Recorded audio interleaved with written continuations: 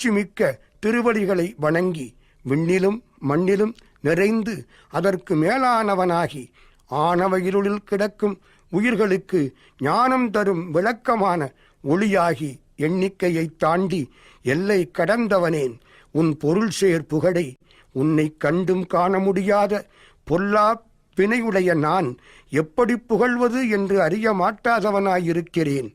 எம்பெருமானே, நான் புல்லாகி பூண்டு புழு மரம் பல வகையான மிருகங்கள் பறவைகள் பாம்புகள் கல் மனிதர் பேய் பூதம் வலிய அசுரர்கள் முனிவர்கள் தேவர்கள் என்று ஆன்மாவின் முன்னேற்றத்திற்காக படைக்கப்பெற்ற அசையும் பொருள் அசையா பொருள் ஆகியவற்றில் எல்லா பிறவிகளும் எடுத்து இளைப்படைந்தேன்.